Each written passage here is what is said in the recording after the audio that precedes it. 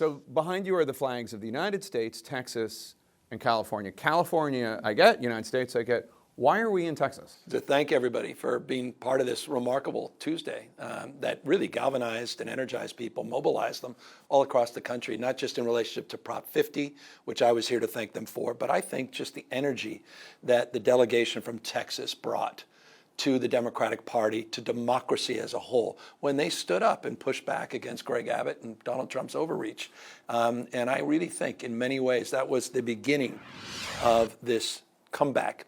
This is the beginning of sort of a resurgence of energy, and you've seen it, the No Kings rally. You saw it obviously with the outcomes, not just in Virginia and New Jersey, but in Mississippi and Pennsylvania and Georgia and elsewhere. And I wanted to make sure that they knew how important they were. So you're saying that the legislators, the state legislators, leaving the state for 2 weeks, protesting, denying the legislature a quorum for this unusual mid-decade redistricting that President Trump wanted them to do, that was the impetus that gave you the energy and the idea to do what you did in California? Just go back in that moment. I mean, we were hand-wringing.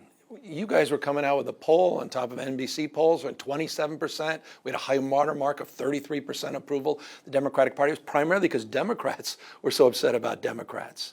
It was a demoralizing time, and had they not asserted themselves, had they not shown up in California and in Illinois and other states, had they not called this out with a kind of clarity and conviction to really sort of underscore this moment, yeah, I don't know that we'd be in the position we're in today. And certainly Prop 50 would not have been inspired, because this, again, what was happening here, the phone call that I got from Gene Wu is what launched this entire process. That's the House Minority Leader here in Texas. But let me confide something in you, okay? When you came out and you announced Prop 50, to say nothing of the merits of it, yeah. I'm generally I like independent commissions, okay? Yeah. But beyond my own personal views, when you came out with this, I thought, that's a big swing. I don't know what's going to happen politically. Just as a political move, the polls were against you. Yep. Schwarzenegger was against you. Yeah. Good governor groups were against you. Yeah, that's right. And ultimately, I didn't know it was going to be. I mean, the first poll was 38%, just to underscore that. And again, because I, like many, agree with you, support independent redistricting.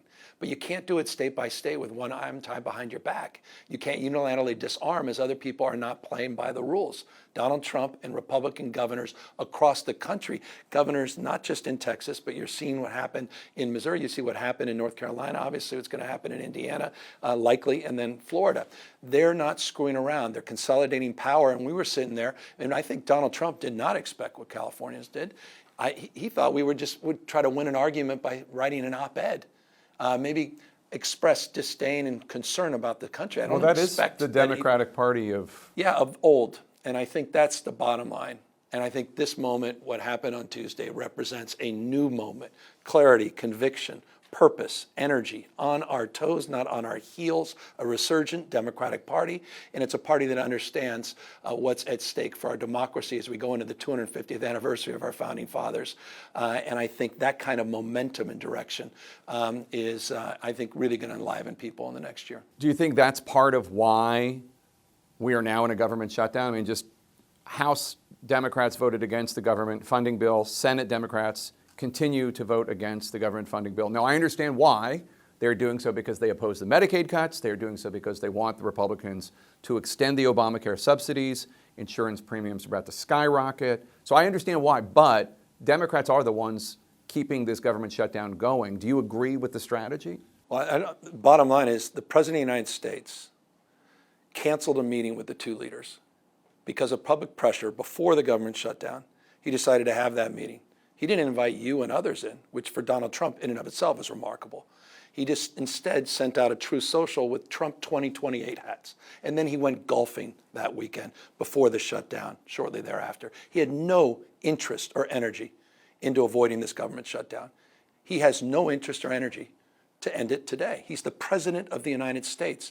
As someone who's an chief executive of a state larger than 21 state populations combined, the fourth largest economy, you have a responsibility in that role to convene, to bring people together. That's why there's a government shutdown, period, full stop. What the Democrats, though, have done, and I give Jeffries and Schumer tremendous credit, is they've galvanized people of all political stripes.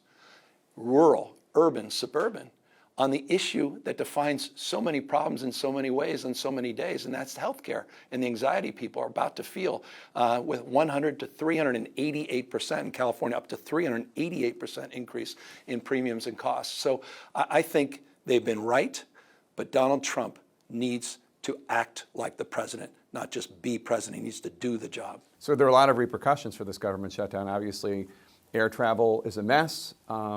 And then SNAP benefits, food stamp benefits for 42 million Americans. As we sit here, the Trump administration is fighting a court order to tell them to pay out full SNAP benefits. Vice President J.D. Vance called the judge's ruling that the U.S. needs to pay, that the Trump administration needs to pay these SNAP benefits. He called the ruling absurd. He said the administration is, quote, not going to do it under the orders of a federal judge. Now, I know that's 5 million Californians receive SNAP benefits. 5.5, and the difference is in California, they were fully restored in my state through November.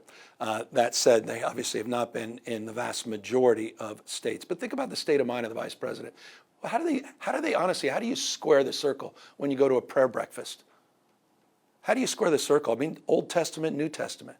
Well, what's the fundamental thing that connects from John to Matthew to Proverbs? It's this notion of hunger. Feeding the poor, the sick, the tired. It's not an option, it's central to advancing God's will. I mean, the fundamental point that we'd be using, because this is what it's about, and the federal government said it in the lawsuit, that they want to use it as a bargaining chip to end this shutdown. That's shameful. It's never happened in U.S. history. And I appreciate the governors, the 23 AGs that stepped up and sued. And we've won those lawsuits. Now we need to win the heart and mind of the President of the United States, not just the Vice President of the United States, to do the right damn thing.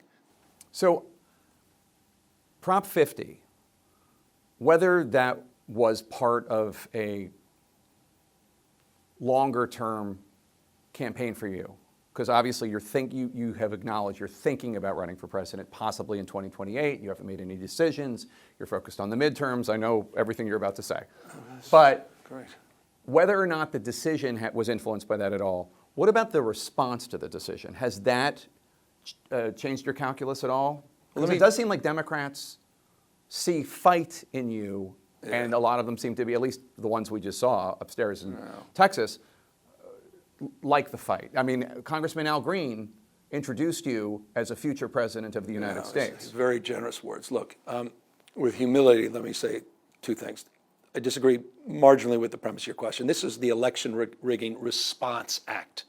This was not a fight we chose. This is a fight we felt was important to fight. Proposition 50 was never on the docket, was not part of the agenda. For me, though, it goes back further. Goes back to the federalization of the National Guard. And I want to remind folks, it's not 200 or 300. In California, it was 4,000 National Guard were federalized. 700 active duty Marines were not sent overseas. They were sent to the second largest city in the United States of America. We kicked off the campaign, and Greg Bovino came out, and Border Patrol and tactical units at the Democracy Center to quite literally intimidate people from walking in. With the clarity, the understanding, this sort of the fundamental visceral understanding of this moment became crystal clear in June. And so this is an extension of that. And I think more and more people are waking up to what's going on. And I said it up there. It's not about the rule of law anymore. It's the rule of Don. He's picking and choosing, deciding which court decisions he agrees with.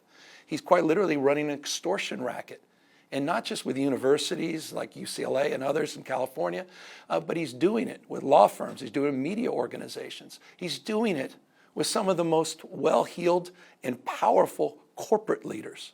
You're seeing state capitalism, not just crony capitalism. There's the one thing everything has in common, the tariffs. The tariffs for him are about leverage and about the game that he's advancing, ultimately that inures to his personal advantage and his family's advantage as well. It's all happening in plain sight. And so for me, I have more clarity as it relates to this moment. Prop 50 was part of that. The outcome was meaningful. The outcomes all across the country, I think, just give us more confidence as we move into the future.